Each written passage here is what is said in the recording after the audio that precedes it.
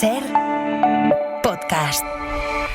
Elvira Lindo, buenas tardes. Buenas tardes. Estamos a punto de abrir Radio Lindo, pero Sí. antes de hacerlo propiamente así, como manda la ortodoxia, no quiero dejar de rebotar contigo un poquito Es la verdad. tarde y la jornada tan especial que estamos viviendo. Es inevitable, porque estamos Es todos que- aquí comentando la jugada, Claro, ¿sabes? claro, Así que- claro, no sé. Bueno, ¿qué te ha parecido la comparecencia de Pedro Sánchez? Bueno, Yo decía, las primeras digo, joder, qué tono más tremendo. Desde luego el tono ha sido el adecuado para lo que está ocurriendo, y a otra cosa es lo que vaya a pensar cada uno. Ha pedido perdón, lo primero, que eso está muy bien. Una decepción enorme con Santos Cerdán, que no conocía en el informe de la UCO hasta esta misma mañana, y la verdad es que, en fin, si hasta anoche defendía la integridad de este hombre es para creérselo, y ha descartado el adelanto electoral. No sé, ¿a ti qué te ha parecido todo? El fondo y la forma.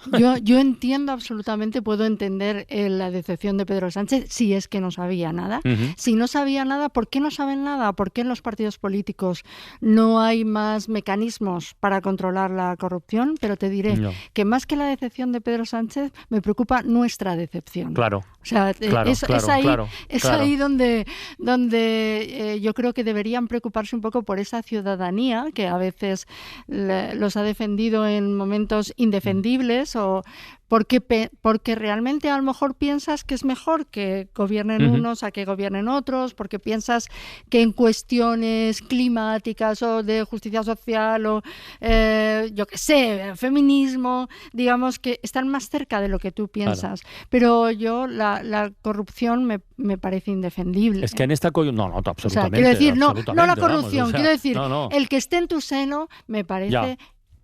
Me parece que tienes que parar y reflexionar un poco sobre lo que ha pasado. Sí, sí. Es que además en esta coyuntura hay una diferencia notable con respecto a situaciones que todos recordábamos hoy, ¿no? Que el gobierno del Partido Popular cayó en su momento por una moción de censura relacionada con la corrupción. Bueno, eso supuso una alternancia entre un gobierno de izquierdas, progresista, con el PSOE, aliados y tal y cual, Pascual. Hoy hay un elemento nuevo en el panorama. Hoy hay un partido político que va a intentar pillar cacho con un descrédito de la democracia que estos episodios desde luego lo alimentan.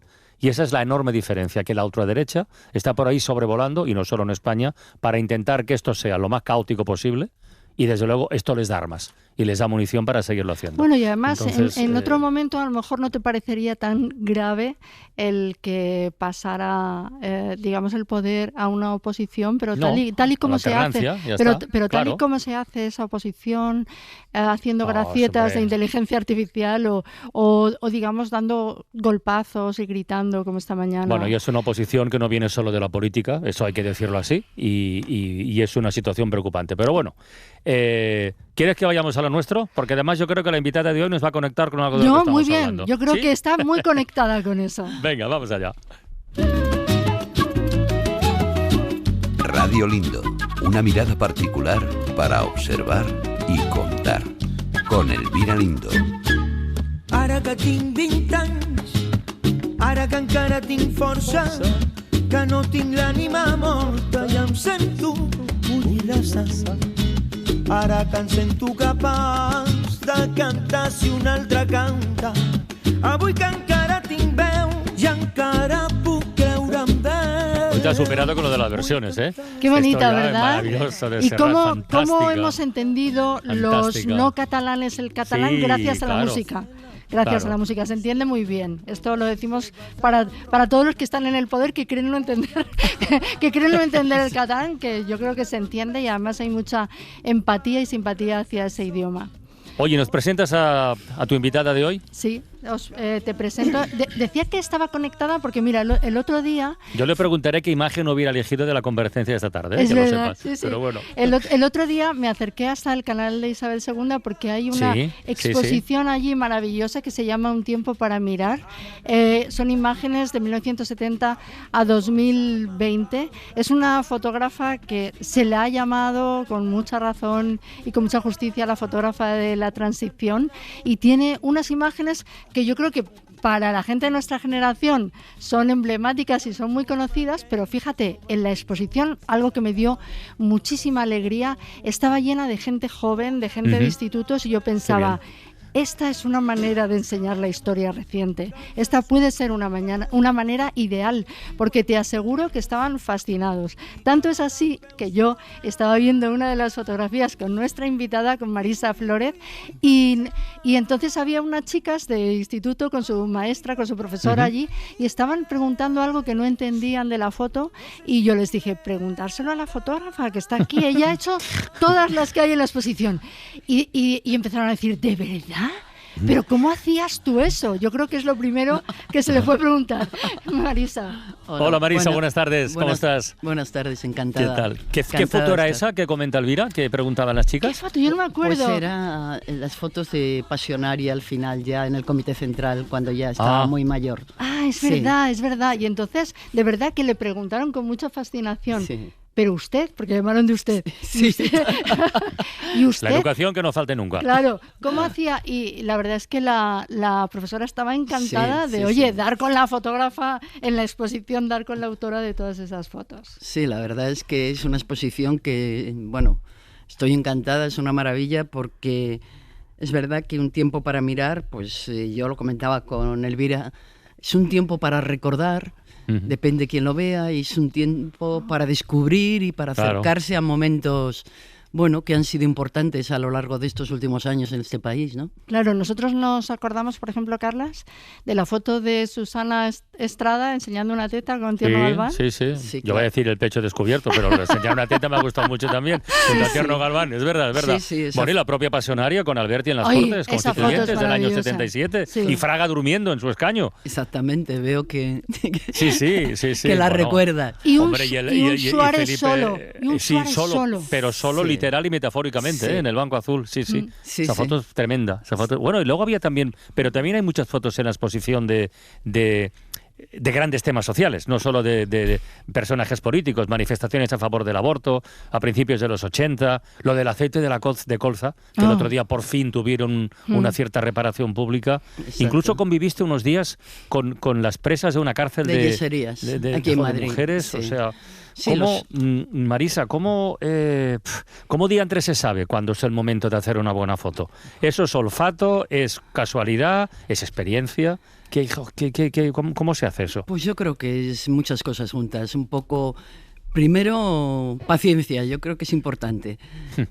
Luego, estar atento, saber un poco, ir preparado, porque hay imágenes que surgen en un momento dado, ¿no? Pero, por otro lado, también es verdad que un fotoperiodista no es una persona que va y se dedica a tirar a lo loco, sino sabes a lo que vas, te preparas un poco qué temas, qué personajes, luego está esa foto que surge en un momento dado y es imprevisible, y ahí, bueno, un poco de suerte, un poco de tu forma de mirar, tu forma de entender lo que tienes delante, es un poco el conjunto de muchas cosas. A mí me gustó, la exposición es muy bonita en sí misma porque el espacio lo es.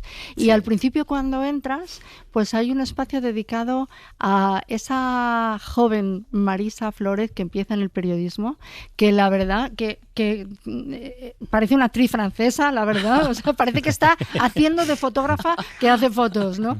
Y me encanta la actitud, ¿no? Una persona que quiere estar ahí, que va a las manifestaciones, que va al Congreso, que está entre los políticos, que está en todas partes. Y yo te quería preguntar, estaba rodeada de muchos hombres, Marisa, entonces. De todos casi, ¿no? La verdad que mujeres, sobre todo en prensa, éramos pocas, pero yo comentaba antes que, bueno, también son los años, hay una diferencia cuando yo comencé, pero era un momento ilusionante, era un momento realmente donde cada cosa parecía nueva, donde todos estábamos aprendiendo, políticos, periodistas, la sociedad en general, a vivir de una forma diferente. Era un país de estreno permanente. Exacto. Qué bien. Y eso era fundamental. Y yo creo que eso ayudó mucho a esas ganas de vivir, porque al final lo que querías era vivir. Y fue un momento de explosión, ¿no? En todos los sentidos. Hay una serie de fotos de los políticos que, si te pones a verlas casi de una manera psicológica, piensas, ¿por qué parece que había mejor ambiente en los descansos entre debate y debate político. ¿Tú crees que eso existía, Marisa? Sí, yo creo, no estoy ahora en la calle como estaba antes, pero bueno, lo veo en los medios, lo veo en la televisión, lo veo... Y es verdad que los políticos, veníamos de donde veníamos, y realmente creo que todos ellos, pensando cada uno de la manera que fuera y cada uno con sus ideas, pero llegaron a la conclusión que o había un diálogo, tolerancia y ganas de hacer algo diferente, o mal camino llevábamos. Igual que ahora. Y creo que fue, sí. Creo que fue un punto de partida donde los partidos fueron muy, creo, solidarios y a la vez tuvieron la valentía de decir, bueno, aquí o nos sentamos y nos ponemos de acuerdo en puntos suficientes como para que este país siga adelante, porque el miedo venía. O sea, en el 81 hubo un golpe de Estado, ¿no? Sí, no eran momentos realmente esto era el paraíso, no. Veníamos de momentos difíciles, pero sí que tuvieron la valentía, yo creo, de eso, de en un momento dado hablar y por lo menos poder dialogar. Un clima que desde luego la crispación actual yo no la percibí en aquellos momentos. Oye, yo tengo una duda. Después de tanto tiempo ejerciendo el fotoperiodismo, a ver, elegir solo, pongo el solo entre comillas, 184 imágenes para una exposición tiene que ser una tortura. ¿Cómo se hace el casting? Difícil. Tuve la ayuda de la comisaria Mónica Carabias, que la verdad es una persona fantástica, catedrática y ahora directora del Centro de Fotografía Nacional, la nombraron hace poco, y la verdad me ayudó. No queríamos realmente que esto fuera una foto detrás de otra, sino un poco un viaje a lo largo de estos años, ¿no? El lugar siempre es limitado y tampoco es cuestión de atosigar con miles de fotos, sino dar pinceladas de momentos, de personajes, de historias que, bueno, con el tiempo se han convertido en momentos importantes en la historia de este país. Y, bueno, creo que intentamos hacerlo, no sé. Claro, en este viaje hay personajes muy tan conocidos y tan representativos de la época. Está Lola Flores llorando, creo que es ese momento en el que le pidió un duro o una pesetilla a cada uno de los españoles. Efectivamente, fue cuando ella tuvo el problema con Hacienda y, bueno, le exigían 40 y tantos millones que tenía que pagar, y entonces dio una rueda de prensa y en un momento dado se le saltaron las lágrimas y dijo, si cada uno de los españoles me deja una pesetilla, yo esto lo soluciono y ustedes no les hace tampoco ningún problema grave, ¿no? No, era magnífica. Sí, la verdad es que era un personaje fantástico. También estaba Serrat en la exposición, por eso poníamos esta canción que te oía tararear, Francino. Sí, porque la sé, claro. Ara que tinc 20 anys. Ara que tinc 20 anys. Ara que encara tinc força. Sí. Sigue. Qué maravilla, ¿no? Hay fotos del Destape o de las chicas del Destape, de Agatha Liz. Claro. Incluso de toreros. Monarquía, porque bueno, tuvo una época que también cubrí bastante todo lo relacionado con Casa Real. La verdad que todo en un periódico la agenda es múltiple, con lo cual he hecho de todo. ¿Os dejaban entrar a más sitios? Porque, por ejemplo, tienes alguna foto en una reunión, todos puestos en círculo, no sé si es en la zarzuela con el rey. Sí, eso fue después del golpe de Estado, el rey citó allí, bueno, invitó a que fueran al despacho a todos los líderes que en ese momento estaban en el Parlamento. Y bueno, sí, tuve la oportunidad de hacerlo, que además ocurrió una cosa graciosa y era que Santiago fumaba muchísimo. Santiago Carrillo. Hoy muchas de las imágenes no son políticamente correctas porque estaba el pitillo permanente. La protagonista de la transición fue la nicotina, a la vista de tus fotografías. O sea, exactamente. En fin. Y entonces, pues en un momento dado, Santiago estaba sentado en una de las sillas y el rey le da un cenicero y le dijo, Santiago, coge el cenicero, por favor, que me quemas la alfombra, seguro. ¿Y cómo podíais estar vosotros por medio? Quiero decir, ¿eso se da ahora también? ¿O no? ¿Ahora todo es más formal? Yo ahora no, realmente no estoy, pero por lo que escucho a algunos compañeros, ha habido un retroceso importante en cuanto a poder informar de una forma un poco más directa, ¿no?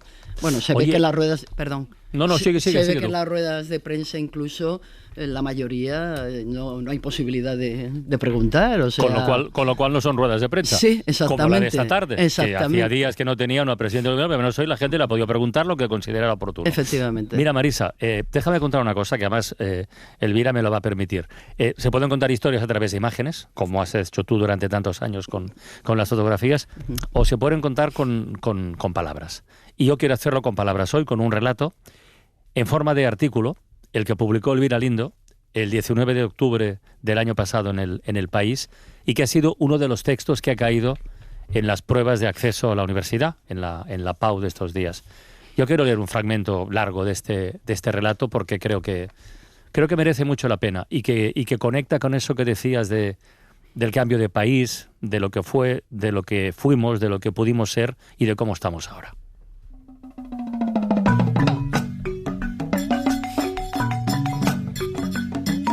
El artículo se titula Historia de Abdul y dice lo siguiente. No hay paella sin sobremesa, y aquí estamos, inmersos en la huerta valenciana que en un día de domingo se nos revela como lo más parecido a la huerta del Edén. Comensales a la sombra de una morera, suavemente adormecidos por el vino, charlando en el mismo paraíso. Responde a algunas de nuestras preguntas el joven Abdul. Abdul nació y pasó su infancia en una aldea cercana a Accra, la capital de Ghana. Al morir su padre, un tío materno lo tomó bajo su protección y para facilitarle un futuro se lo llevó a la ciudad. Allí Abdul, niño todavía, se formó en un colegio de habla inglesa y apuntó maneras de buen alumno. Todo predecía que tendría estudios superiores, pero, por azares políticos del país, el tío, en la oposición, comenzó a ser perseguido y para librarse de una cárcel segura se exilió a Marruecos llevándose al muchacho consigo. Al poco tiempo el tío enfermó gravemente y temiendo que si Abdul volvía a Ghana fuera represaliado por su culpa, acordó con unos conocidos que se llevarían el sobrino a Alemania. Les pagó un dinero y estos tipos metieron a Abdul en una caja de madera con 2 litros de agua, alimentos básicos y una linterna. El miedo y la oscuridad hicieron su trabajo y Abdul perdió la esperanza de salir de allí con vida. Pero un buen día, temiéndose ya vencido, sintió que desmontaban el contenedor y que abrían su escondite. Quienes lo sacaron del zulo le dieron 5 euros y le dijeron, anda, vete y búscate la vida. El chico estaba seguro de estar en Alemania y con ese convencimiento anduvo por las calles varios días. Se fue percatando de que había llegado a España, a Valencia, a Paterna, al barrio de La Coma. No pudo escabullirse de la policía local, que le pidió la documentación, la tenía, pero era menor, y fue conducido a un centro de menores en Buñol. Allí la directora observó en él algo que en su rostro es tan significativo, la bondad y la inteligencia. Decide entonces buscarle un hogar. Y lo instala en casa de su hermano y su cuñada, en esa casa inmensa en la huerta en la que nosotros estamos ahora escuchando. Cuando Abdul cumple la mayoría de edad, comienza a trabajar en una empresa de pollos planas. La familia extensa de acogida le compra una moto para que vaya al trabajo y le ayudan a encontrar un lugar donde vivir. 3 años después, Abdul ha sido promocionado en la empresa y parece un miembro más de este hogar valenciano. Se ha casado por poderes con una muchacha de su pueblo ganés y ahora piensa en cómo será el futuro, si aquí o allá. Es un joven austero, tanto como para haber financiado la construcción de un pozo en su aldea y pagar el cordero con el que celebran la fiesta en verano. Esta es su historia. Una historia no acabada sino en curso. En ocasiones escuchamos esa tópica zafiedad amenazante con que la derecha extrema afirma que si tanto queremos a los inmigrantes, los metamos en nuestra casa. Bien, habrían de saber que, dejando a un lado que la solución no depende de la generosidad individual, hay personas admirables que mejoran el mundo sin hacer ruido, que logran que el olor a mierda que desprende el discurso racista sea interceptado y que la tierra emane, como ahora, una mezcla de aromas de higuera, flores salvajes, moreras, granados y un ligero aliento del prado de chufas.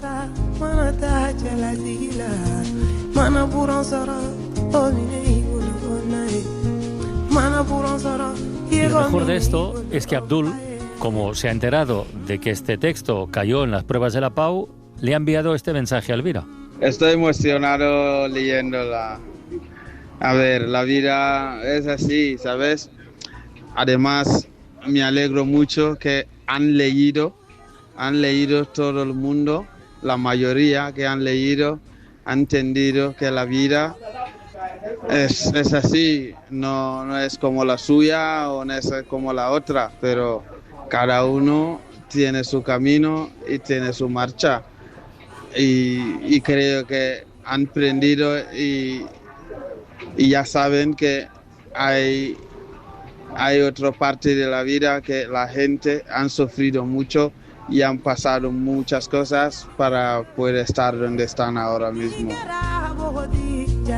Elvira, qué maravilla, de Qué verdad. Maravilla, Gracias, qué maravilla. de verdad. Que es una maravilla y además esto te demuestra que no siempre una imagen vale más que 1000 palabras.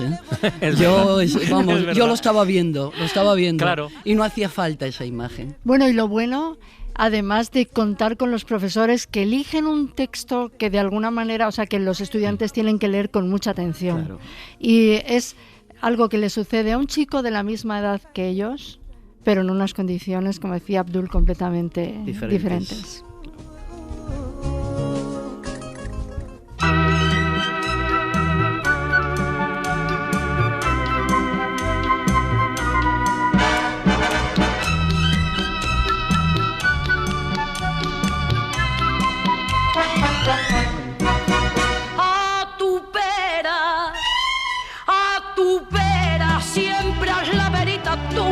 Siempre a la verita tuya, hasta que por ti me muera. Mira, por alusiones, ahí nos aparecen las flores. Sí. ¡Hala!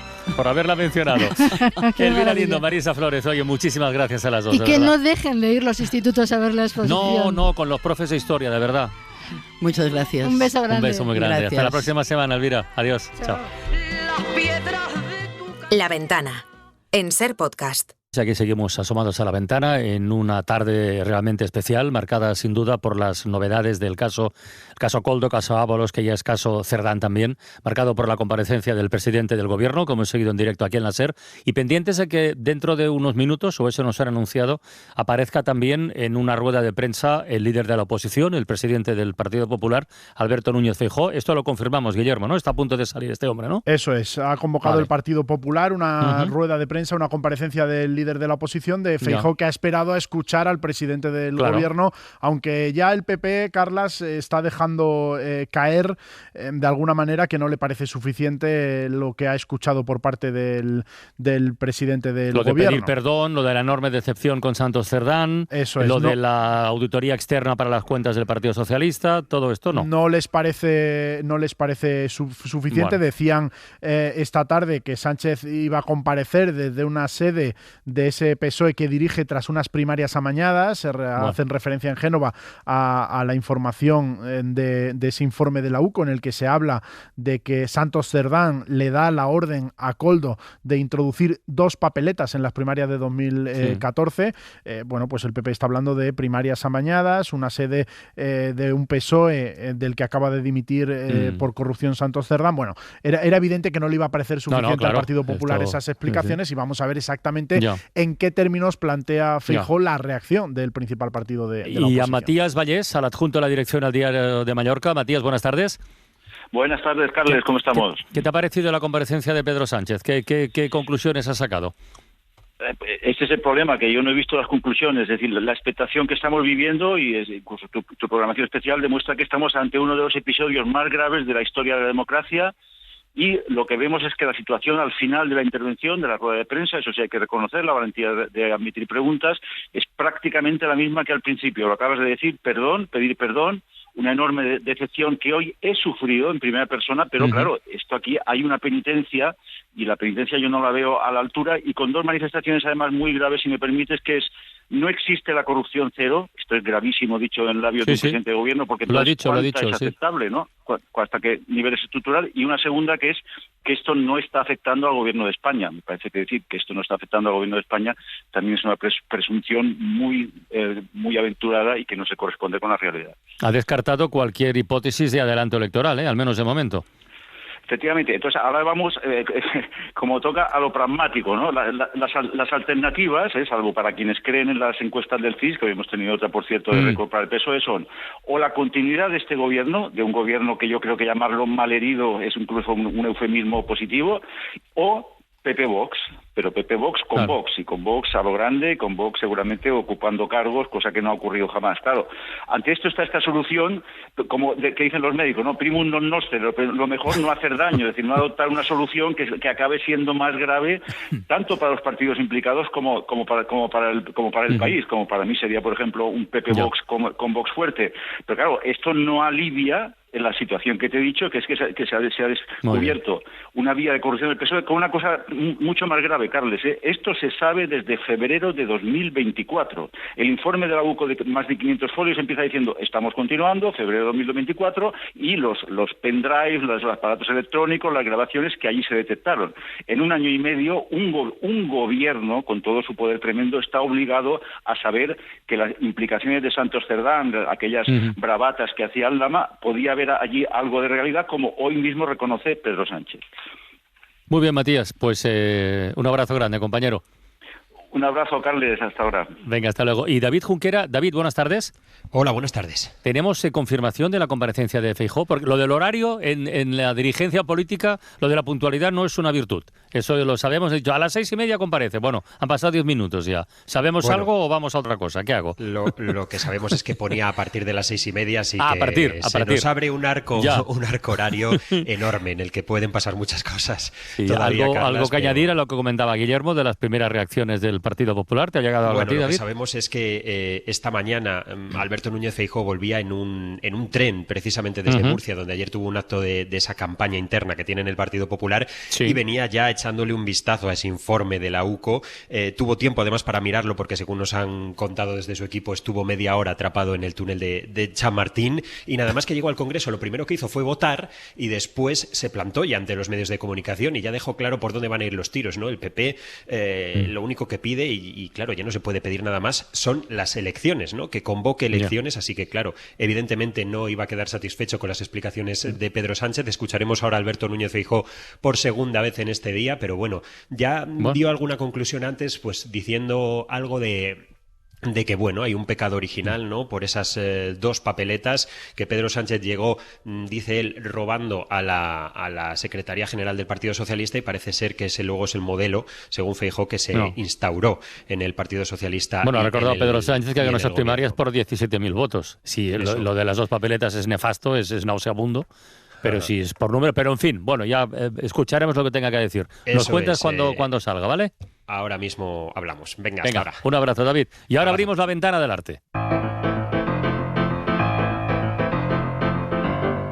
La ventana del arte.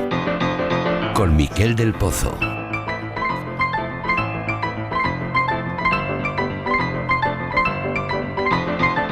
En Radio Girona, Miquel, buenas tardes. Bona tarda. Què tal, Carles? Bona tarda. Hace un par de semanas, en la ventana de los libros, hablamos de una biblioteca pública en Estepona, de la que nos avisó hace tiempo Mara Torres, que es una de esas iniciativas que contribuye a descentralizar la cultura, a tocar otros modelos de hacerla y acercar una programación de alto nivel a una ciudad pues pequeñita, como es el caso, ¿no? Y hoy tú quieres hablarnos de un museo que tampoco está en una gran ciudad como Madrid o Barcelona. Está en Figueras. Está en Figueras, sí. Y a mí lo que más me llama la atención, tú me corriges si no lo explico bien, es que se ha repensado desde un punto de vista casi asambleario, quiero decir, con participación de la gente, ¿no? Desde cero. Hablamos del Museo de l'Empordà, que acaba de reabrir sus puertas tras una reforma integral del edificio. Y como se debía hacer esa reforma en las salas, el equipo del museo y su director, Eduard Beck, creyeron que eso era una oportunidad para repensar qué es un museo y cómo podían organizar su colección. Lo primero que hicieron es pensar para quién es un museo público, y evidentemente es para la gente, para los ciudadanos de Figueras. Y iniciaron un proceso participativo, con encuestas, con talleres, con reuniones, a través de las cuales preguntaron cuáles eran los intereses, las preocupaciones que la ciudadanía esperaba o creía que debía tratar el museo. Por eso te decía lo del modelo asambleario un poco, ¿no? Sí, o participativo, desde luego. Repensar, ¿no? ¿Qué temas debería tratar un museo? Y salieron aspectos como la diversidad cultural, diversidad de origen, diversidad religiosa, sexual, de género, preocupaciones sobre el cambio climático, sobre la identidad. Y con este inicio participativo, el museo decidió, y para mí esto creo que es una decisión muy valiente y acertada, renunciar a explicar la cronología de la historia del arte. Es decir, la mayoría de los... ¿Y cómo lo organizan entonces? Bueno, eso es lo interesante, ¿no? La mayoría de museos se organizan contando la evolución de los estilos artísticos, y pasamos del románico al gótico, del renacimiento al barroco, vas avanzando por las salas y te vas moviendo por el tiempo. Aquí no, aquí decidieron replantearlo desde cero, toda la colección, tiene una colección muy amplia, la pieza más antigua es del 2500 a.C., un vaso funerario, y tienen obras extremadamente contemporáneas, prácticamente de hace 2 días. Con esa variedad y con la ayuda de 2 comisarios externos, Pere Parramon y Cristina Massanés, han planteado una reorganización de la colección en torno a 2 conceptos, personas y lugares. Bueno. El museo, la colección se divide en 2 plantas y una planta está dedicada a las personas, y la primera planta, y la segunda a los lugares. Pero cuando tú entras en cada una de estas plantas, las obras se agrupan en distintos ámbitos asociados a un verbo: ser, encontrarse, persistir, desear, celebrar. Estos hacen referencia a las personas. Los lugares: caminar, intercambiar, cuidar, estar. Qué bien. Entonces tú entras al museo y la primera sala que te encuentras en la primera planta es el ser. Y el primer texto... La ser, todo conecta. Sí, nos viene muy bien, además. Todo conecta. Pero fíjate, la primera frase que puedes leer, aquello normal, los textos que hay en los museos, que muchas veces te hablan de la historia del arte, aquí es una pregunta directa que se dirige al visitante. ¿Qué dice? ¿Has intentado decir quién eres? ¿Has intentado expresar a otro quién eres? Y sobre todo se refiere, ¿has intentado hacerlo con una imagen? Porque esto es un retrato. Un retrato es decir quiénes somos con una imagen. Y esto los seres humanos lo venimos haciendo desde hace siglos y siglos. ¿Y qué retrato o qué imagen proponen para responder a esta pregunta? Ponen 2 piezas, que para mí es una declaración de intenciones maravillosa. El rostro de un niño hecho en arcilla en el siglo I después de Cristo. Y al lado una fotografía actual de un anciano de 2013. Ostras. Es decir, este es un museo dedicado a las personas. Habla de los niños, de los adultos. Lo estoy viendo. Sí, de las técnicas más modernas, la foto que hacemos ahora, a una de las técnicas más antiguas, el modelado con arcilla de una figura. Es esta idea de representarnos, de crear una imagen de nosotros. Justo al lado hay una gran pared donde hay una constelación de retratos. Retratos de distintas épocas, de técnicas, de estilos, hay grabados, hay dibujos, hay una página de cómic. Tú mirando esos rostros, de repente puedes encontrar una gitana pintada por Isidre Nonell en 1904. Es una gitana que aparta el rostro, como ocultando o haciendo visible su dura realidad, ¿no? Su existencia. Ves que esa mujer ha sufrido mucho en su vida. Ese retrato nos habla de su vida, de su existencia. Pero allí, a unos centímetros al lado, hay un autorretrato de Antoni Tàpies, de 1950. Y vemos los ojos de Tàpies que nos miran, pero también vemos que tiene un tercer ojo en su frente, como el ojo de la mente. Vemos su nariz, su boca, pero también vemos signos y símbolos que nos hablan de su mundo interior. Son 2 formas distintas de presentarse, 2 retratos, dos formas de ser. Tu i jo hem sopat en bons restaurants, tu i jo hem ballat a la llum d'un fanal, tu i jo volàvem en un Ford Fiesta groc, tu i jo hem cantat a la vora del foc, tu i jo hem buscat coses similars, tu i jo hem tingut el cap ple de pardals, tu i jo dalt de la Nòria, tu i jo i la nostra història, però tu i jo no ens hem banyat mai al mar. Al mar, al mar. Al mar, al mar. Al mar, al mar. Al mar. Plantem les tovalloles, convido a un gelat, juguem a pala grega, esquivem passejants.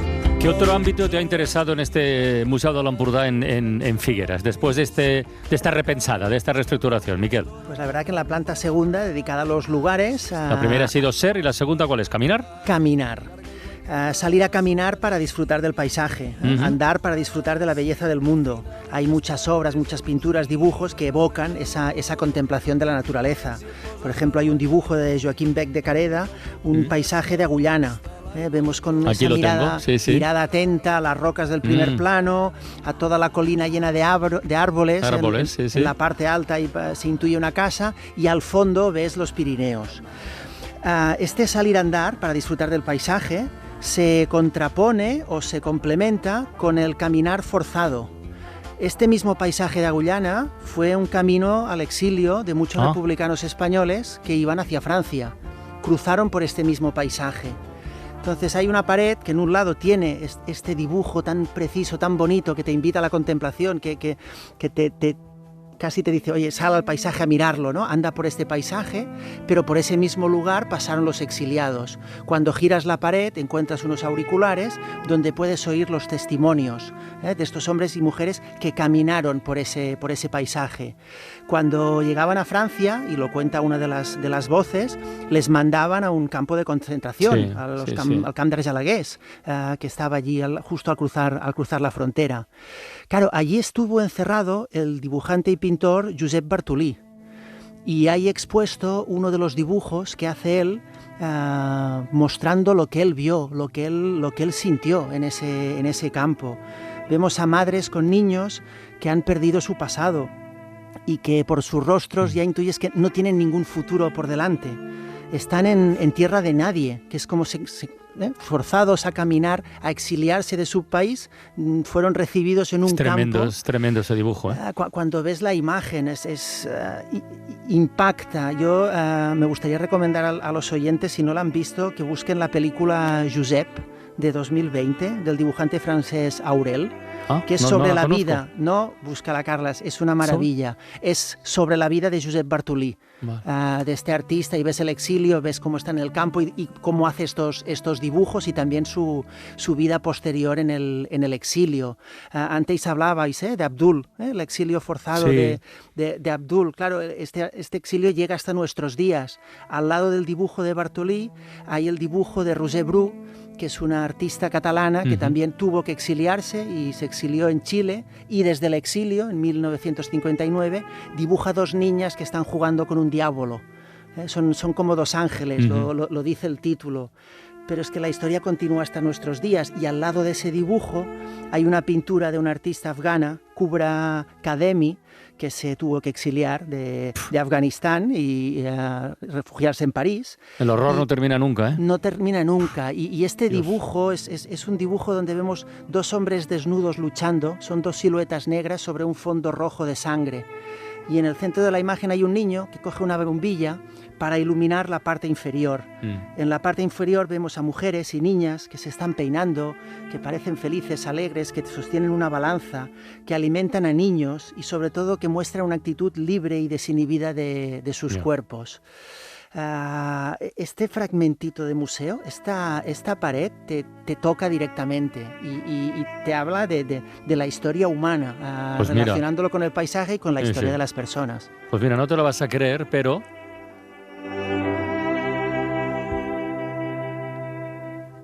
el tema que hoy propone el Faro, ahora lo confirmará Mara, nos va a conectar directamente con esto.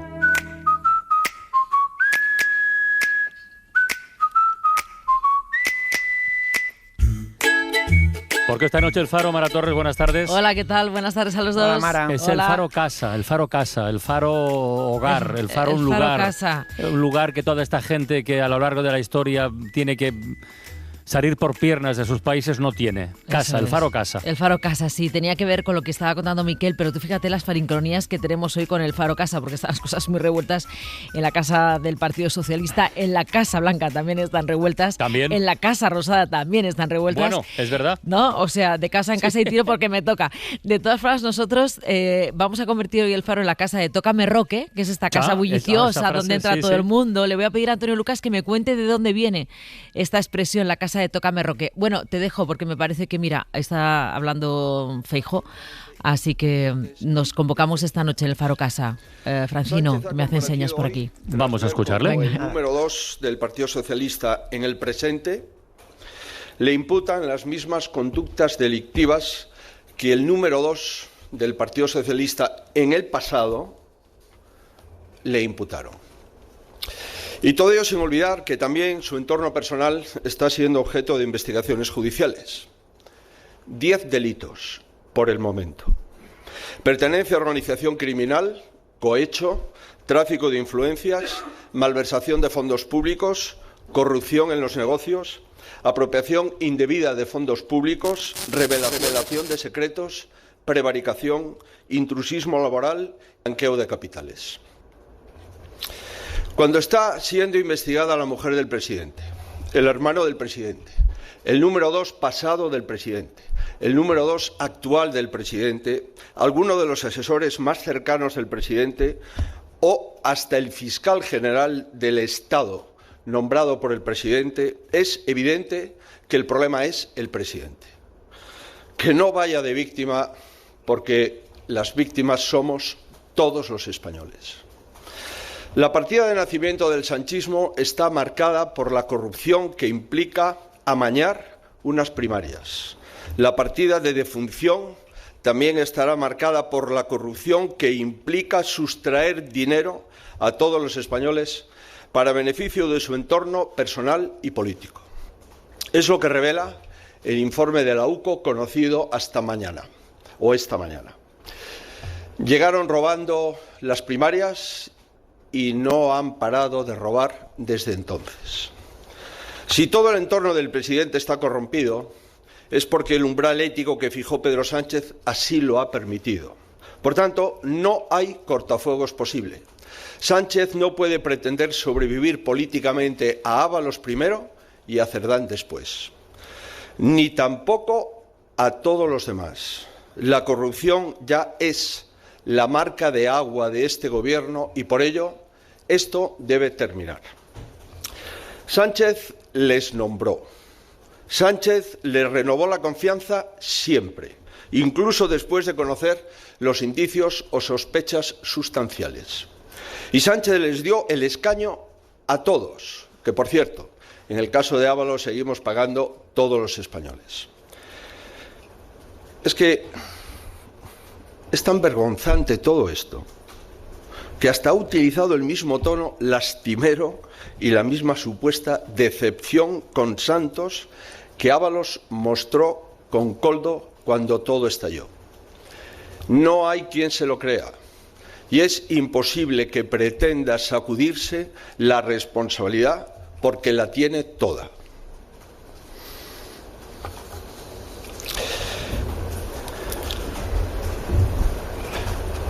Estamos siguiendo la comparecencia del presidente del Partido Popular, Alberto Núñez Feijóo, que por ahora David Junqueras no ha aportado ninguna novedad con respecto a lo que yo dijo esta mañana.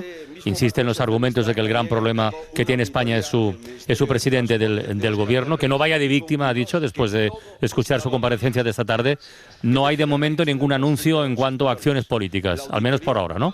No, de momento no, y no parece que lo vaya a ver, porque nos decían esta mañana, Carlas, que no es el momento todavía de una moción de censura, porque dan por hecho que Sánchez se va a enrocar y que quedan 2 años y que hay que actuar con la cabeza fría. Es lo que nos decían fuentes del Partido Popular, y el mismo Feijóo decía que había que leer con detenimiento todo el informe y todo lo que fuera saliendo en estos días antes de tomar ninguna decisión, así que no es esperable ningún anuncio de ese tipo, aunque sí que ya ha dicho que no le sirve de nada la auditoría ni la comparecencia de Pedro Sánchez. No se enteraba de nada. En cualquier caso, debe convocar elecciones de manera inmediata. Ha quedado en una situación imposible y debe de asumirlo cuanto antes. No hay ninguna huida hacia adelante, es una huida hacia ningún sitio. Cambiar a Cerdán por Ábalos no sirvió de nada. Cambiar a Cerdán por otro tampoco servirá. Quien debe caer es el uno. Ninguna trama de corrupción asigna nombre en clave a alguien ajeno a ello. Y por eso esto se tiene que acabar. El domingo le pedí que se rindiera a la democracia, hoy le pido que se rinda a la justicia, que deje de intentar controlarla y colabore con ella desde fuera del Palacio de la Moncloa. Para finalizar, quisiera hacer 2 reflexiones a modo de mensaje. 1, a los socios de gobierno y 2, a la ciudadanía. Respeto a los socios de gobierno. Tienen la oportunidad de salvar algo de honor y evitar que todo esto les arrastre sin remedio. Les sugiero que reflexionen. El único muro que estaba construyendo Sánchez es el que le sirve para atrincherarse y nadie debería estar dentro de este muro. Les aseguro que acabará mal. Han tenido muchas oportunidades para elegir y si eligen seguir con él, también ahora, pese a todo, dejarán de ser socios para ser cómplices del mayor aluvión de corrupción que ha vivido nuestra democracia. Deberían de pensarlo. Ya sé que no lo harán por amor a España, pero deberían de hacerlo al menos por amor propio. El último mensaje se refiere, lógicamente, a lo más importante, a los ciudadanos. Esta situación me repugna.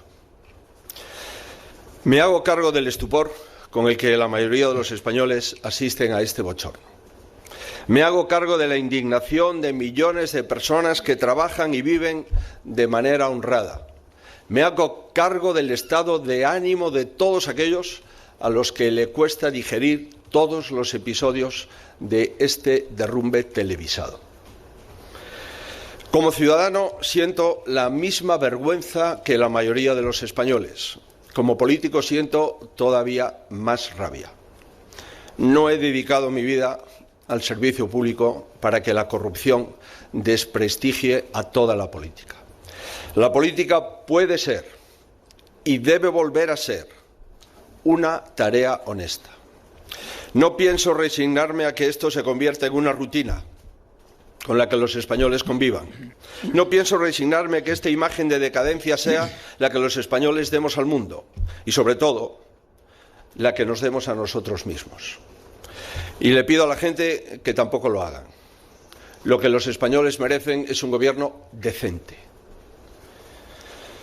Cualquiera de los escándalos que acechan al señor Sánchez sería suficiente para que cayese un gobierno decente al completo.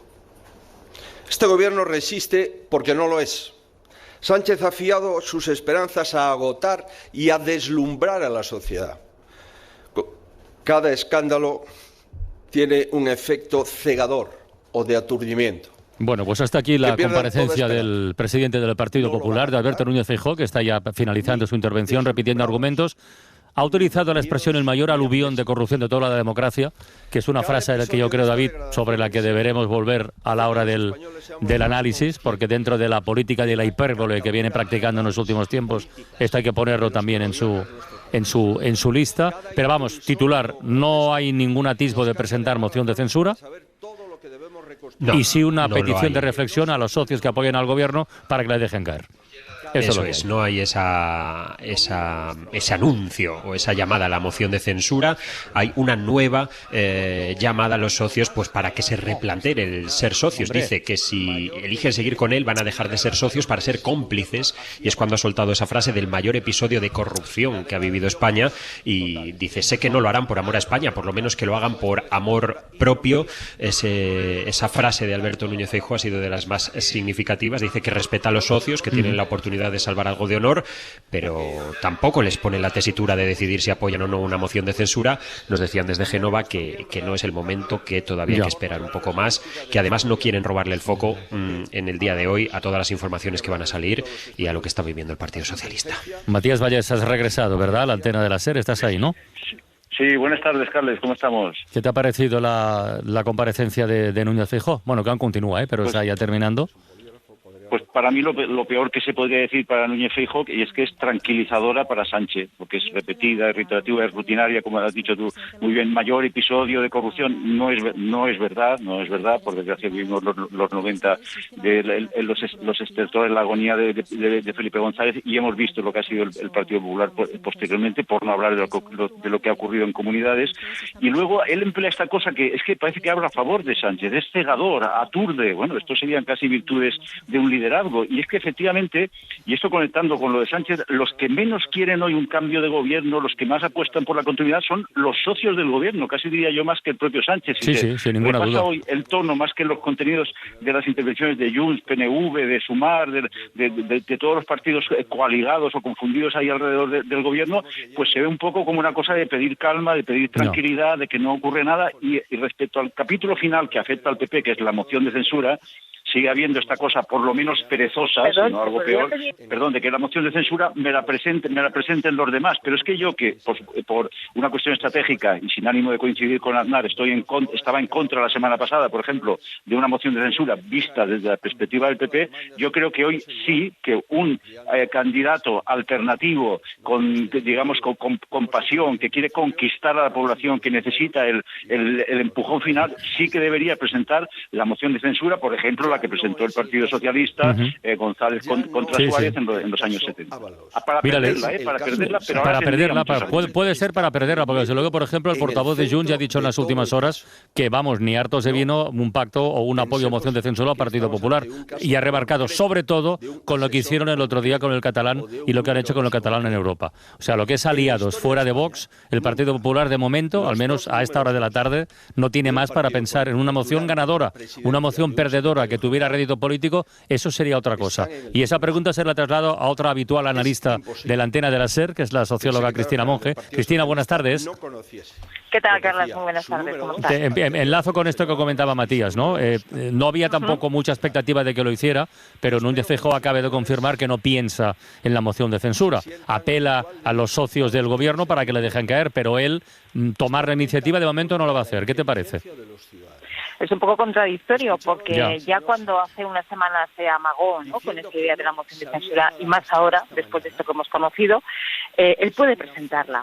Como bien comentaba Matías ahora mismo, las mociones de censura no se presentan solamente cuando tienen los números para ganarla. De hecho, en España solamente ha habido una que se haya ganado, como solemos recordar habitualmente. El resto se han presentado no tanto para ganarlas, porque los números no te dan, sino para mostrar, por un lado, los problemas que tiene el gobierno y, por otro lado, tu alternativa, la alternativa de quien propone esa moción de censura. Por lo tanto, si el Partido Popular fuera coherente con la gravedad de la situación que describe, lo suyo efectivamente sería que presentara esa moción de censura para, insisto, poner de manifiesto los problemas del gobierno y mostrarse él como alternativa, aunque no tuviera los medios. Vamos a escuchar un poquito más y seguimos charlando. La hermano del presidente, la imputación del señor Koldo, la imputación del señor Ábalos, y hice un ofrecimiento a los socios del gobierno para que reflexionasen y pusiesen punto final a esta decadencia en la que estamos viviendo. El señor Sánchez tiene que dimitir ya. Ni siquiera se merece las semanas necesarias para que se produzca una moción de censura. Tiene que dimitir ya. Nunca ha ocurrido esto en nuestro país. Esto no es comparable ni compatible con seguir siendo un primer ministro de un país miembro de la Unión Europea. Insisto, tiene que dimitir ya, ni un día más, ni un minuto más. Lo de insistir en que esto no ha ocurrido en nuestro país tiene cuajo también, ¿eh? O sea, yo me estoy acordando, no es por comparar ni por entrar en la dinámica del y tú más, que no se trata de eso, ¿eh? Estoy recordando, y supongo que Matías, Cristina, lo recordáis también, la imagen de Rajoy flanqueado, rodeado por todos los dirigentes del Partido Popular cuando saltó todo el escándalo del caso Gürtel, diciendo todo esto es mentira. Esa foto de coral, colectiva, de equipo. Hoy Pedro Sánchez, bueno, ha hecho, al menos ha dado la cara, solo, ahí, pum, ha contestado preguntas y, bueno, en fin, no, ya te digo que no es por el y tú más ni por comparar, pero está bien tener esa imagen en la memoria, yo creo. Perdona, Cristina, aquí ibas a decir algo. Claro, sí, totalmente de acuerdo. Yo creo que no debemos entrar, pedimos a los políticos que no entren y creo que nosotros no debemos entrar en el y tú más, ¿no? Pero sí que es curioso en la hipérbole continua que está practicando, en este caso el señor Feijóo en esta comparecencia, llega a hacer alusiones como estas cuando él preside un partido que está sentenciado por corrupción, es decir, sentenciado por organización criminal por un caso de corrupción. ¿Esto le invalida para criticar la corrupción de otros? Ni muchísimo menos. Para nada, Su obligación como líder de la oposición es criticar también los posibles casos de corrupción que pueda haber en otras organizaciones, pero tiene que medir muy bien la hipérbole para resultar creíble. José Coelho, buenas tardes. Espera un segundo, Matías. Perdona un segundito. José Coello, buenas tardes. ¿Qué tal, Carlas? ¿Cómo estás? Oye, ¿de los socios de gobierno sabemos algo? Sí, en general no ha gustado mucho la comparecencia de Pedro Sánchez a los socios más a la izquierda. Por ejemplo, Águeda Mico de Compromís hace tan solo unos minutos decía que ha sido una comparecencia con explicaciones insuficientes. También hemos preguntado en privado, por ejemplo, a Podemos, a Esquerra, a Bildu. Lo resumen en una frase, es no cuela, las palabras que decía de Pedro Sánchez. Y Carlas, ahora mismo está hablando Aitor Esteban, estabais hablando de la posibilidad de que el PP hiciese una moción de censura. Uno de los potenciales socios del PP sería el PNV. Ajá. Está Aitor Esteban hablando desde Bilbao, dice titulares, es necesario que Sánchez compareciese, pero aún se tienen que dar más explicaciones. La dimisión de Cerdán era obligada y me ha sorprendido lo que ha dicho sobre Sánchez, porque dice Aitor Esteban que le sorprende a él que Sánchez dé por bueno un informe como si fuese una sentencia, es decir, está poniendo la mano por Santos Cerdán.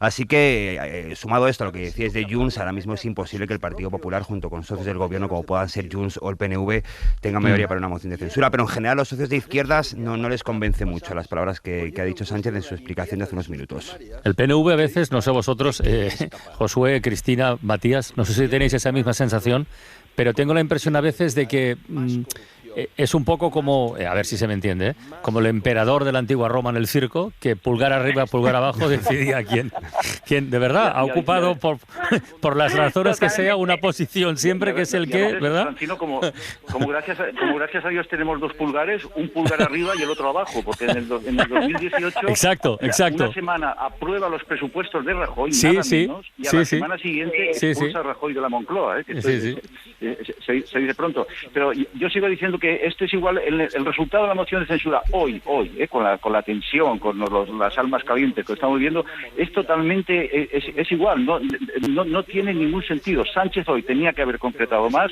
una auditoría externa suena un poco a una medida demasiado etérea, y Feijóo estaba dispuesto tenía que haber planteado la lucha directa, no desviar la atención a otros casos, no hacer esta posición de titulares de prensa, sino ceñirse a lo que es el informe de la UCO. Y hay una cosa, perdona Carles, que es un poco peligrosa, que es lo que participamos todos, yo por supuesto el primero, es el egocentrismo mediático, que nosotros pensamos, bueno, ahora nosotros damos el veredicto o el comentario, tal. No, aquí falta el veredicto popular, lo que van a ser las redes, lo que las bases del PSOE, lo que la gente le va a exigir desde aquí de la derecha a sus respectivos líderes, y esto puede influir y variar este resultado parcial que estamos viendo.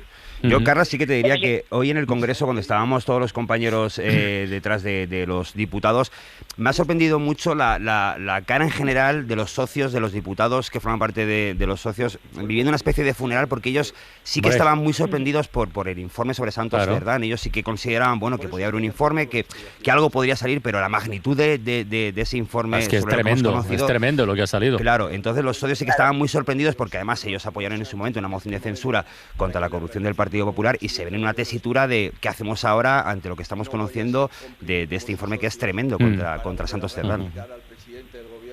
Sí, en cuanto al informe de la UCO, es verdad que no es una sentencia, y cuando Aitor Esteban dice eso tiene toda la razón del mundo, y además yo creo que tenemos que ser rigurosos, y que la audiencia nos entienda bien. Esto no es una sentencia, es un informe de la Unidad de Investigación de la Guardia Civil. ¿Qué pasa? Que aporta indicios y evidencias que efectivamente resultan bastante creíbles, ¿no? Y más allá de que luego efectivamente tendrá que haber un proceso judicial. Y en cualquier caso yo me hago una reflexión. Entiendo que a los socios por la parte de la izquierda les haya parecido a poco, pero hoy, si nos creemos lo que el presidente del gobierno nos está diciendo, y es que él, hasta esta mañana que ha visto el informe, mantenía la confianza en Santos Cerdán, hoy, ¿qué más puede anunciar el presidente del gobierno? Otra cosa es que mañana haya que exigirle más medidas. Pero a día de hoy va a ser difícil poder exigirle nada que implique al gobierno o que implique a su partido, entre otras cosas, porque ni ha habido Consejo de Ministros ni que sepamos se ha reunido la ejecutiva. Por lo tanto, yo creo que una cosa es la reacción de hoy en caliente con lo que puede decir, y otra cosa es que mañana, efectivamente, mañana es un decir, la semana que viene probablemente haya que exigirle más pasos. Sí, se lo han preguntado esta tarde, y cuando ha dicho eso de que, y la verdad, yo no tengo ni idea, pero tiene pinta de que se han enterado así, porque si no, hasta ayer, ¿qué sentido tenía mantener la confianza plena en Santos Cerdán? Es que no tenía ninguna lógica de ninguna estrategia de nada. Entonces les ha pillado con el pie cambiado, lo cual no está mal. O sea, no está mal que de repente un informe judicial, un informe de la Guardia Civil esté donde tiene que estar y no se filtre. Otra cosa es que, bueno, haya podido correr por otras manos, pero eso no lo sabemos. Pero que el gobierno se haya enterado hoy, bueno, pues mira, pues no está mal. De hecho, Carlas, y que espabilen a partir de ahora, ya está. De hecho, Carlas, en los últimos días que hemos visto los acontecimientos en paralelo, por ejemplo, con toda la información sobre el fiscal general del Estado, sí que los socios hacían un poco de cortafuegos con el gobierno, porque sí que pensaban que había hechos de lofer contra el fiscal general y sí que defendían más la postura del gobierno. Han pedido públicamente que creen que no debería dimitir. Pero con este caso sí que les ha pillado un poco con el pie, con el paso cambiado y por eso lo que te decía de esa cara de funeral que tienen esta mañana los socios cuando le preguntábamos. Primero con prudencia, pero luego sí que planteando que la información que salía del informe era tremenda. Yo hacía esta tarde, abría la ventana, medio en broma, medio en serio, con la banda sonora de La Tormenta Perfecta, porque es que me he acordado desde esta mañana, porque es verdad, son dos cosas que confluyen y generan una ola que lo lleva todo por delante, y además el capitán es un tío alto y guapo, ¿no? Que era George Clooney en el caso de la película, y aquí tenemos al que tenemos. Pero claro, son dos cosas muy distintas. Esto de hoy huele a lo que huele que apesta. Y lo del fiscal general, lo hemos contado en la SER, lo ha contado el País, y hay que insistir en ello, eso tiene otra pinta absolutamente distinta. Y huele a lo que huele también. Lo que pasa es que el gobierno, que amaga pero no da, tal vez, si estamos ante eso, que nos invita a pensar que es una especie de conjura en varios frentes, tal vez debería decirlo con más claridad.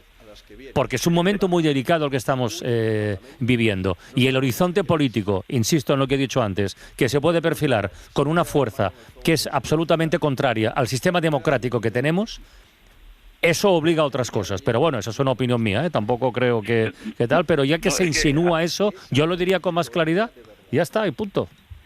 Este es el eje. Porque en el grado de presunción, que estoy totalmente de acuerdo, lo que hemos visto es corrupción en la cúpula del partido más importante de España. Grandes empresas implicadas, por cierto, que esto en algún momento hay que tratarlo. Los métodos de contratación comprometidos, porque está claro, se está eliminando a los personajes, pero no sabemos si se sigue funcionando de la misma manera. Felipe González decía con mucha sabiduría que la corrupción castiga más a la izquierda que a la derecha. Yo creo que esto no necesita en absoluto ninguna demostración. Claro, frente a esto, yo creo que sí, la respuesta debería haber sido más enérgica, porque cuando ha salido, yo me he equivocado, porque cuando yo he visto salir con el tono fúnebre, con el tono absolutamente compungido a Pedro Sánchez, he dicho, se va, es que de negro, de tal, es lo último, se acabó y ya está. Entonces, la solución ha sido toda la contraria, incluso recriminando otra vez la corrupción simétrica del Partido Popular. Creo que esto es insuficiente. Ahora, creo que no hay ningún partido en el Congreso, y creo que podría incluir casi a PP y Vox, que quiera ahora mismo unas elecciones.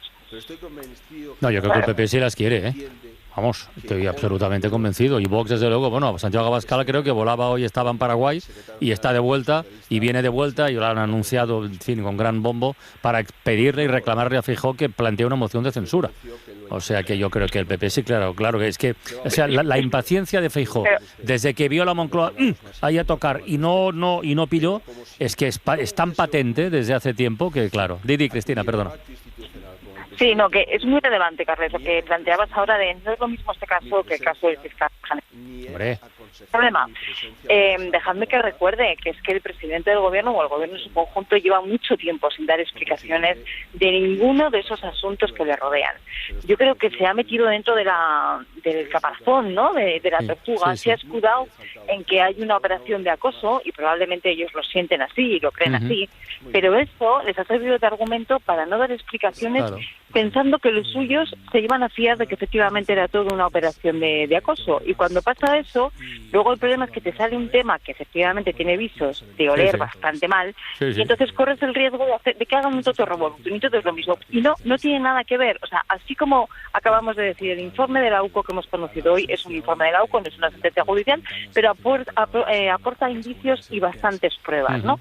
Sin embargo, en el auto de procesamiento que vimos el otro día, donde se encausaba y se procesaba al fiscal general del Estado, han sido mucha la parte de la doctrina que ha dicho, no, es que aquí no hay ni pruebas, que no es el momento procesal, pero ni siquiera indicios, ¿no? Por lo tanto, ha habido muchos juristas que han dicho, es un auto bastante débil en ese sentido. Son casos absolutamente distintos, pero si no explicas uno, luego es muy difícil separar entre una cosa y otra. Si tú no hablas, ese silencio lo llena alguien. Claro. Sí. No, pero es que en magnitud, porque efectivamente hay magnitud y todo es comparable, unos enchufes, presuntos enchufes, una revelación de secretos, presunta revelación de secretos, son casi frivolidades frente a la corrosión del núcleo del Estado, en la política además de contratación pública, de obras públicas, de fomento, en lo que es lo más sagrado, que es lo que aquí está en juego. Entonces, el mismo Pedro Sánchez, el 29 de mayo del 23, después de perder las elecciones autonómicas en todas las grandes comunidades, tiene este arrojo y esta valentía y este descaro, porque hay que decirlo así, de convocar las generales inmediatamente. Nos coge a todos con el pie cambiado y acierta porque se gana los 4 años que ahora está disfrutando de presidencia de gobierno. Esta genialidad, porque hay que llamarla así, para mí no la ha tenido hoy, y ese es el problema, que hoy la necesitaba y hoy de la chistera no ha salido ningún conejo. Lo que queda del día, con Isaías Lafuente. Y nos lo queríamos perder, Isaías. Y nos lo queríamos perder, decía eso, que no pase nada fuera de los trenes, porque vaya dita que hemos tenido, Francino. Ayer nos fuimos de la radio a las 8, temiendo una tormenta que amenazaba aquí en Madrid. Las hubo durante todo el día, pero la gran tormenta llegó al final de la noche. Estalló con la información que avanzaba la cadena SER en hora 25. Aimar Bretos. Una grabación que la Guardia Civil ha entregado al Supremo implica a Santos Cerdán en el supuesto cobro de comisiones. La Guardia Civil, la UCO, le intervino a Koldo García una conversación grabada junto al Eso era a las 10 de la noche y claro, a esa hora ya Ángels, en circunstancias normales, pues está durmiendo y esta mañana charlaba con los tertulianos sobre el asunto. Es verdad que, claro, con el ritmo que lleva la actualidad, ayer por la tarde, por ejemplo, la gran noticia era el acuerdo para Gibraltar, que es una noticia objetivamente histórica, y luego iremos a la verja y cómo lo están viviendo, sobre todo esos 15.000 trabajadores que cruzan cada día esa verja y que van a ver desaparecer esos controles, que la vida se les va a hacer mucho más fácil, pero evidentemente hay una capa que se ha puesto encima, que es la noticia que afecta al número 3 del PSOE y que nos obliga a cambiar el rumbo. Las noticias adelantan que es una barbaridad, ¿no? Exacto. No puedes parpadear. Bueno, imagínate, yo que me acuesto pronto, lo que pasa cuando me despierto de madrugada, ¿cómo está mi teléfono cuando yo me despierto de madrugada? Pues sí, las noticias desde luego nos adelantan, a veces por la izquierda, otras veces por la derecha, y el día de hoy ha sido un no parar. Santos Cerdán llegaba al Congreso de los Diputados poco después de las 10:30 de la mañana. Señor Santos Cerdán, ¿puede asegurar que ese informe de luego que se va a conocer no le va a implicar en ningún amaño de contrato? Completamente seguro. Sacamos una nota anoche. Cuando conozcamos el informe daré todas las explicaciones que tenga que dar y convocaré a todos los medios a una rueda de prensa en Ferraz y lo explicaré. Mientras tanto, no sé qué explicaciones puedo dar porque no conocemos más. ¿Pero estuvo en esa reunión junto con el señor? ¿Recuerda esa conversación? Creo que lo he dejado claro, no recuerdo ningún tipo de conversación de ese tipo, yo no he participado en ninguna conversación de ese tipo. Y esta tarde o mañana, cuando hagamos el informe, convocaré una rueda de prensa y están todos invitados a esa rueda de prensa. 10:30 de la mañana, no recordaba nada, después alguien le ha hecho recordar, o él mismo ha empezado a recordar, o sencillamente nos estaba mintiendo, o vaya usted a saber. Y poco antes de empezar la ventana, que es un buen instrumento para airear y para defenestrar, pues llegaba la noticia. Noticia de última hora: Santos Cerdán dimite de todos sus cargos en el PSOE y entrega su acta de diputado después del informe de la Guardia Civil que lo vincula con el cobro de mordidas. Ana Fernández Vila, buenas tardes. ¿Qué tal? Buenas tardes. Sí, dimite Santos Cerdán de todos sus cargos. Asegura que lo hace en defensa del PSOE y también para poder dedicarse en exclusiva a defenderse al mismo, y reitera, tras conocer el informe de la UCO, que no ha cometido ninguna ilegalidad ni ha sido cómplice de ninguna, añade.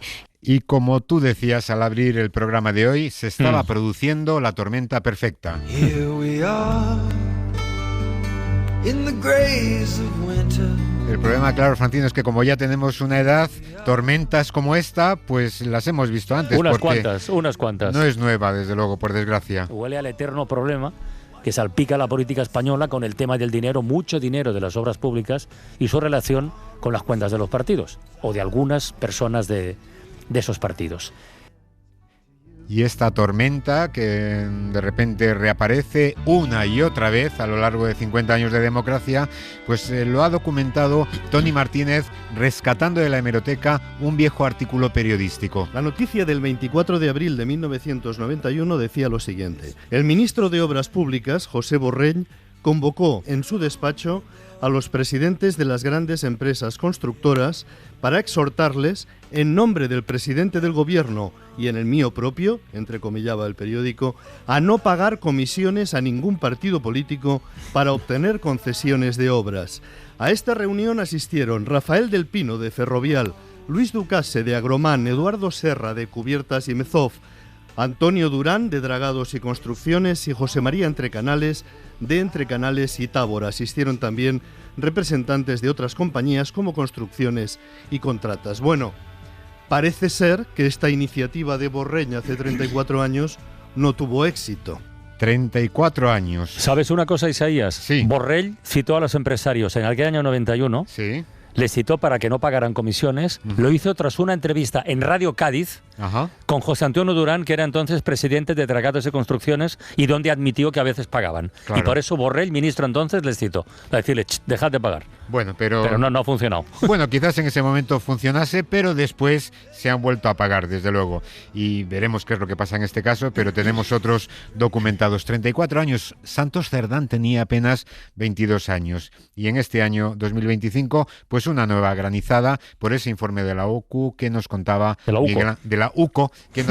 Miguel Ángel Campos. Es un informe de 490 páginas que recoge hasta 8 conversaciones grabadas por Koldo, que parecía Villarejo. En una de ellas, tal y como avanzó la SER, Santos Cerdán habla de la supuesta deuda de constructoras con frases como "y nos queda lo de Sevilla" o "son 550.000 y de ahí descontamos". La UCO concluye que esta conversación evidencia que estas sociedades tenían una deuda de 400.000 Y además de esas conversaciones captadas se desprende que aquella relación no fue puntual, fue continuada. Que Santos Cerdán, José Luis Ábalos y Koldo mantuvieron esta operativa de carácter recurrente continuada en el tiempo, literal, y que el secretario de Organización Socialista no solo tenía un pleno conocimiento de los pagos, sino que en algunos casos habría mediado para conseguirlos, y que desde el tiempo en el que fue secretario de Organización, además, tenía un papel preponderante en esa supuesta organización criminal que se le atribuye. No era una mera comparsa, desde luego, incluso mandaba callar a Koldo cuando estaba hablando de comisiones, como aparece también en otra conversación. Papel preponderante porque tenía, nos decía Pedro Jiménez, el jefe de tribunales de la cadena SER,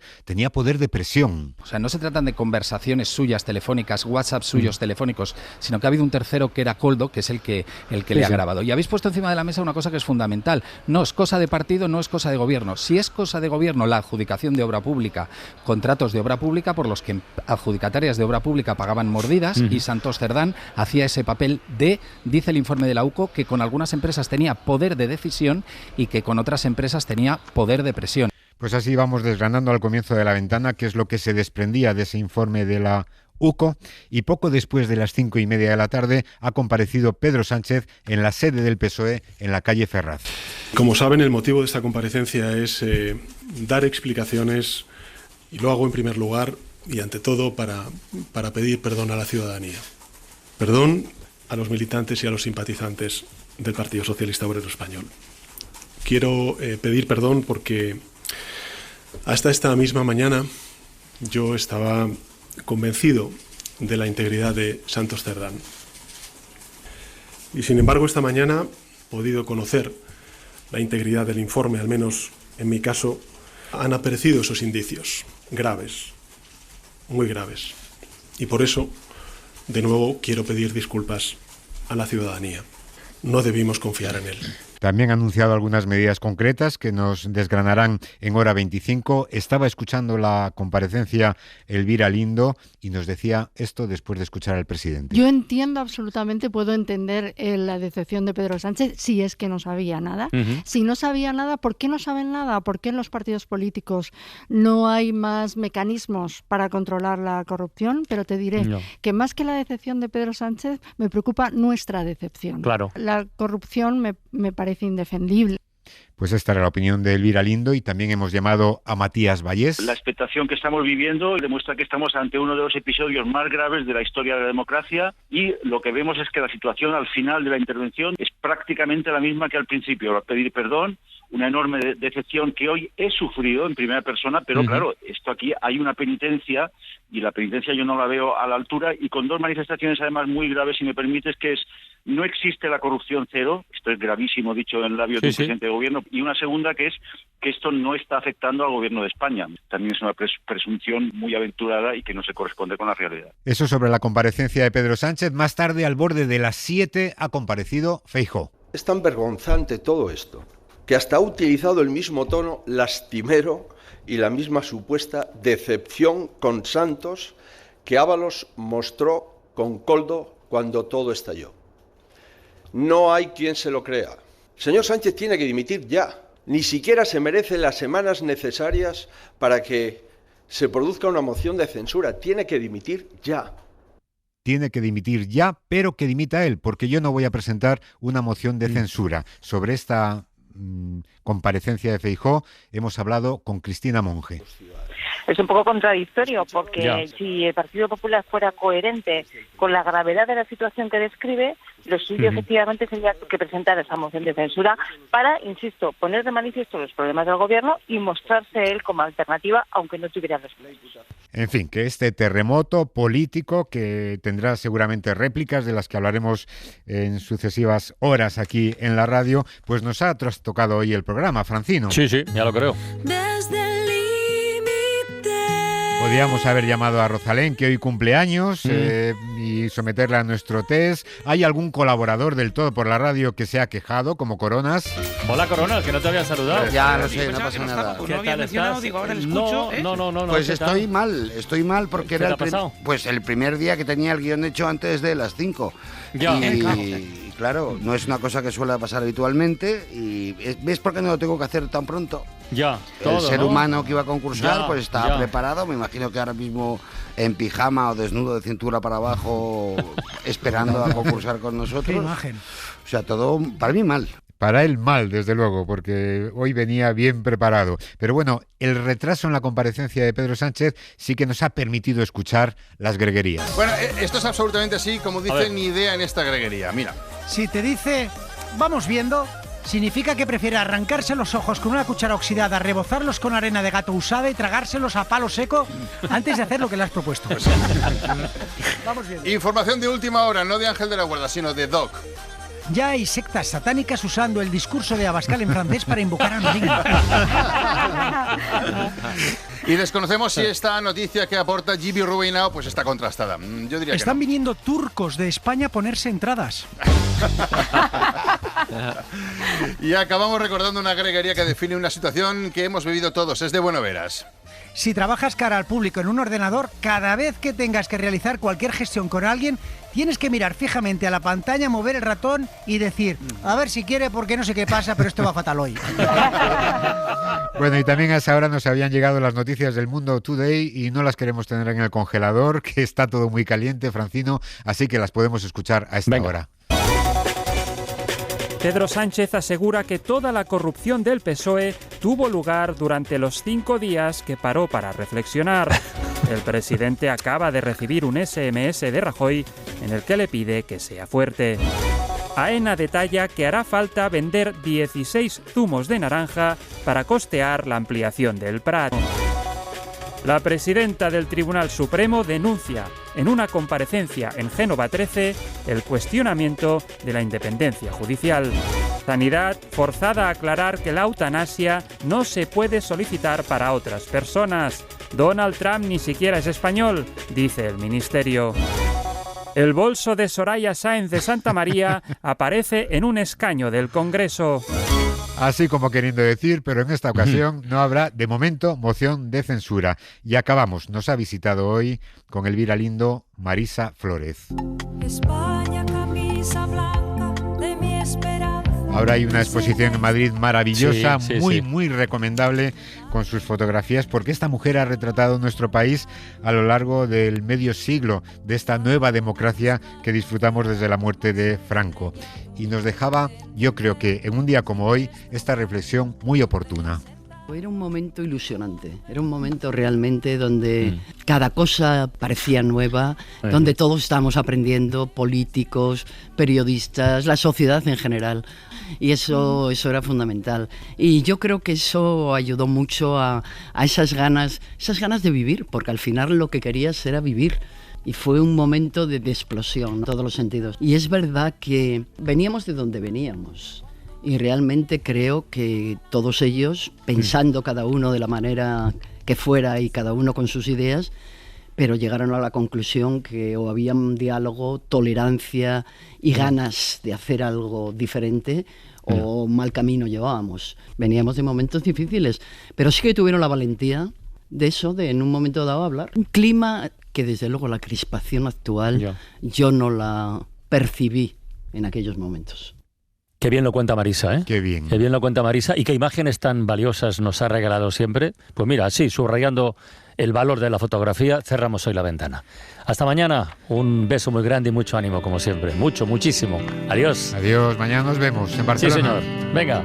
Para no perderte ningún episodio, síguenos en la aplicación o la web de la SER, Podium Podcast o tu plataforma de audio favorita. Yo me voy, llevo a un lado de mi piel tus fotografías para verlas cada vez que tu ausencia me devora entero el corazón y yo no tengo remedio más que amarte y en la distancia te puedo ver cuando tus fotos me siento a ver y en las estrellas tus ojos ver cuando tus fotos me siento a ver.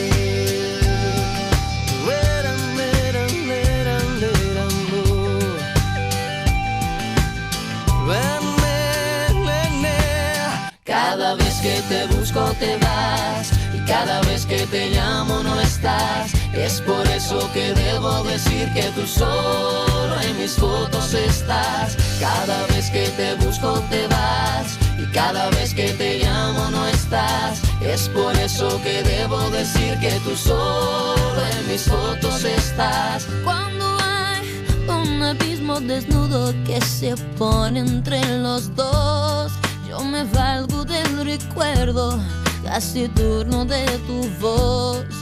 Y de nuevo siento enfermo este corazón, que no le quede remedio más que amarte.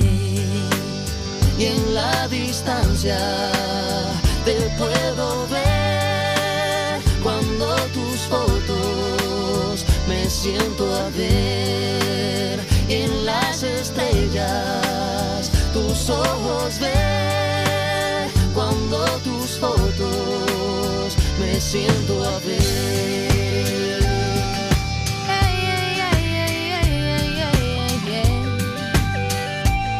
Te puedo ver, Cada vez que te busco te vas y cada vez que te llamo no estás. Es por eso que debo decir que tú solo